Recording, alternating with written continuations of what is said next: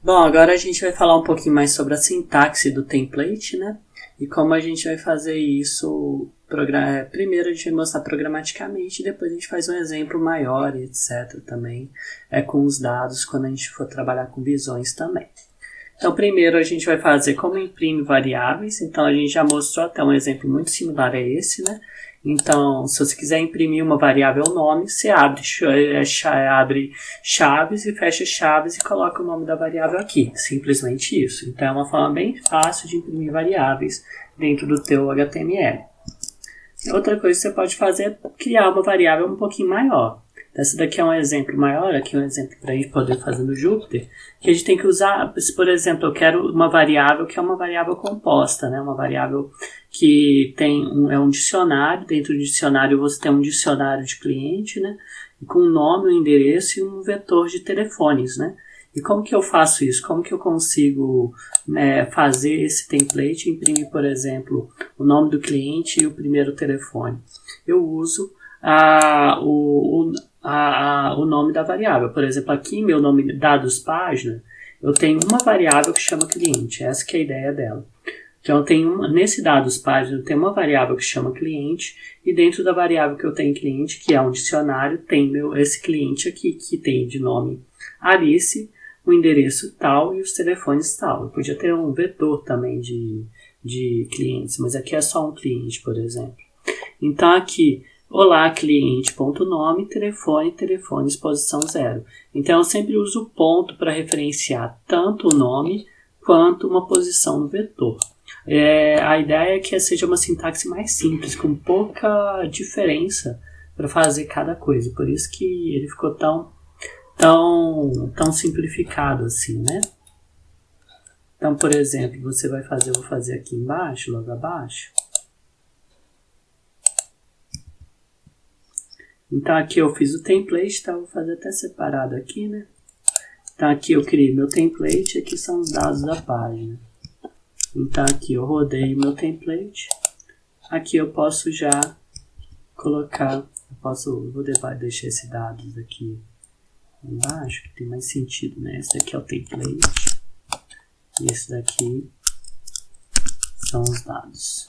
Então, eu vou imprimir com esses dados. Então, olá, Alice, telefone e tal. Então, aqui, ó, se eu criei, aqui também eu vou até identificar melhor. Se eu criei o cliente, esse cliente é a Alice, né? E aí eu coloco aqui, lógico, se eu tivesse vários clientes, faz um vetor de clientes. E aí a ideia é que você, quando você vai passar um dicionário, quando você passa um dicionário para o nosso renderizador, em vez de ser só uma variável aqui, ó, na verdade você sempre passa um dicionário, né? E aqui você passa um dicionário que o nome cliente vai ser um outro dicionário. E esse dicionário vai ter o nome Alice, o endereço e os telefones. E aí você tem um telefone que você vai querer passar aqui e você vai querer imprimir só o primeiro. Então, ótimo. Então, se quiser, eu mudo aqui e vai alterar lá, né? Bem simplesinho.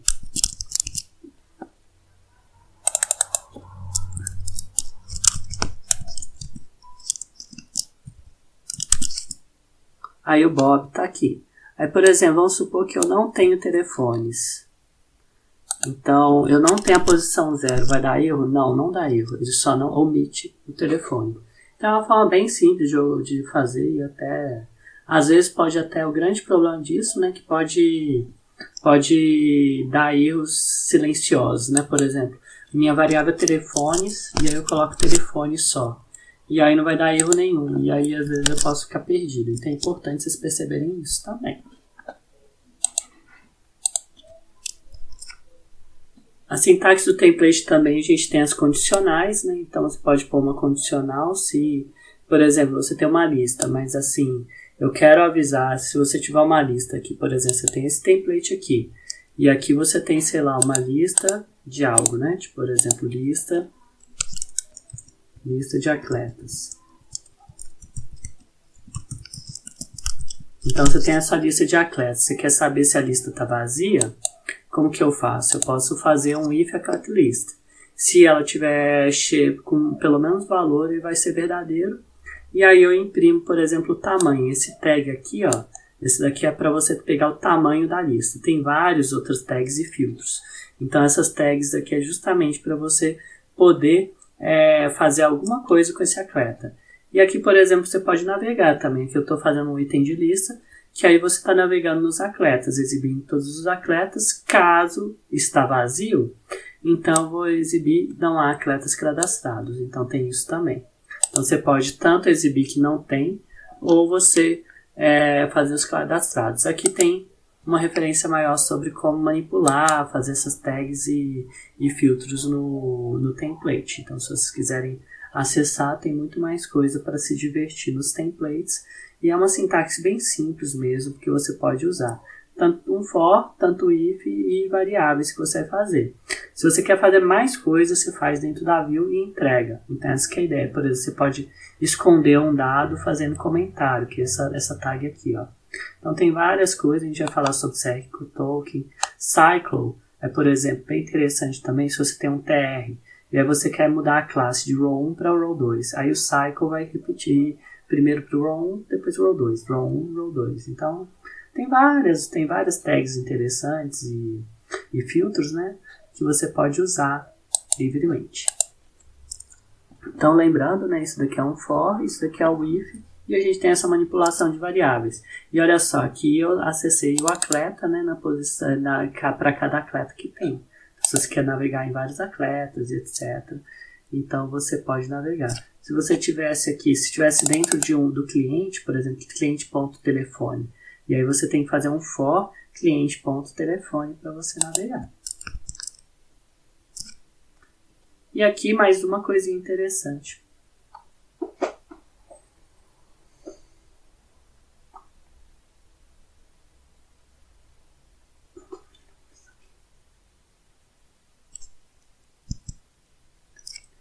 Então, agora a gente vai falar sobre visões. O que as visões ou views são?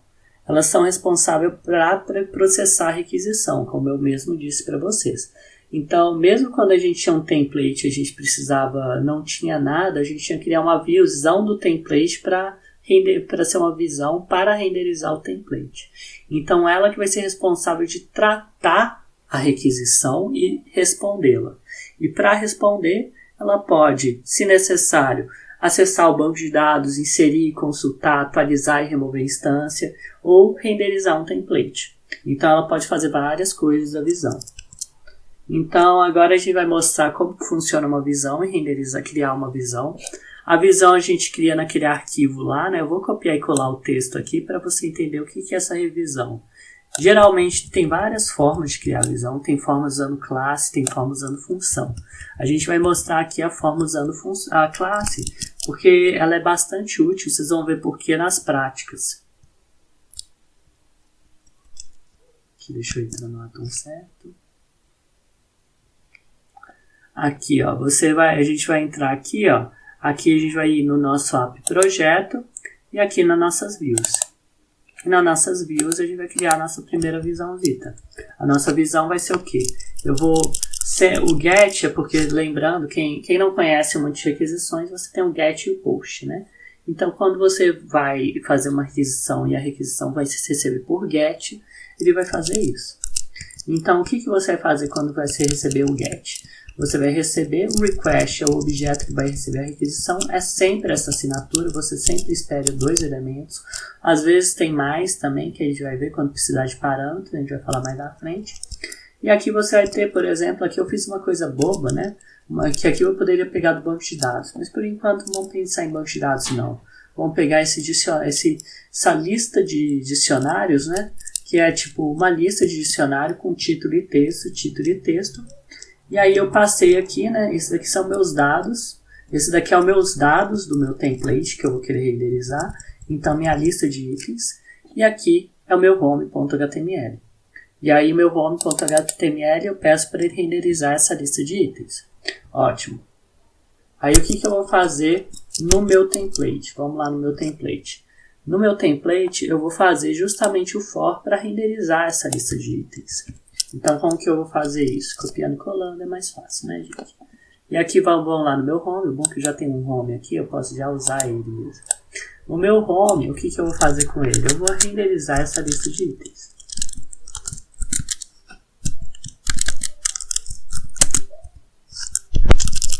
Vou pôr aqui indentado, só para ficar mais claro.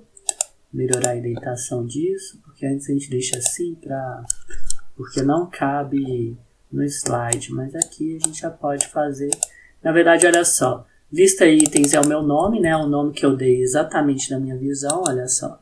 Na minha visão tem aqui, ó, lista itens. Então eu estou pegando a variável lista itens.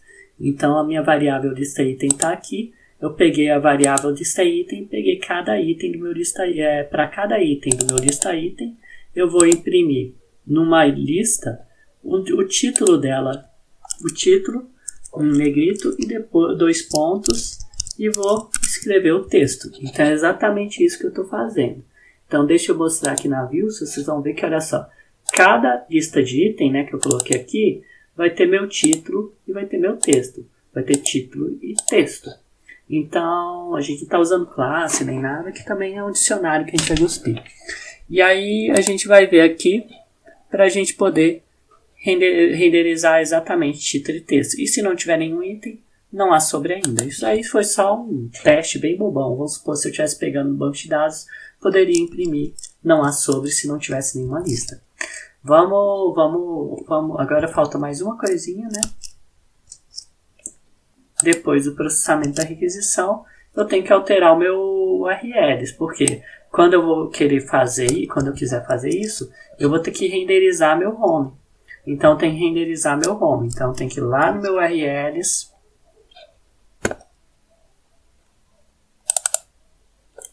e renderizar meu home agora de forma diferente. Vamos até fazer um diferente aqui, né?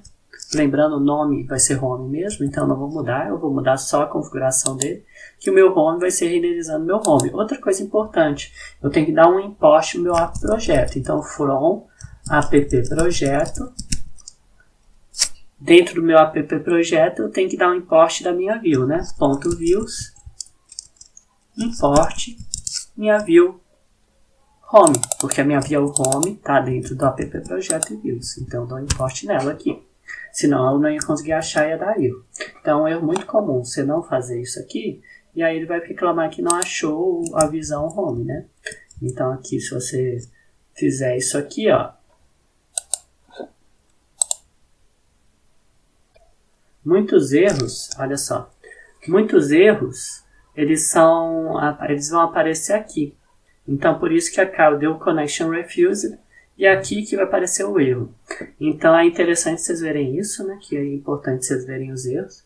Aí vocês viram aqui, ó, o name view is not defined. Na verdade, aqui eu também esqueci de dar import. Aonde que eu faço? Eu já copiei e colei o texto daqui. Mas assim, a string para você pegar a view, que é justamente a classe que o home vai dar, é essa aqui. Django Views Generic Base. E aí você herdando dela, aí você ainda vai dar o errinho lá o mesmo erro também vai ser exatamente no mesmo lugar que vai dar, né, naquele terminal. E aí você tem que também fazer aqui o from app projeto ponto views import home.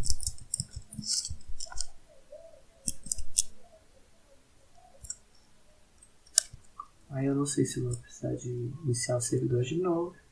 Aqui eu tirei o principal, agora é só barra, né? Então o principal, olha só. Então aqui, se por exemplo eu mandasse um vetor vazio, é justamente aparecer não há dados ainda, igual aquele for que eu falei para vocês. Então se eu puser aqui, ó,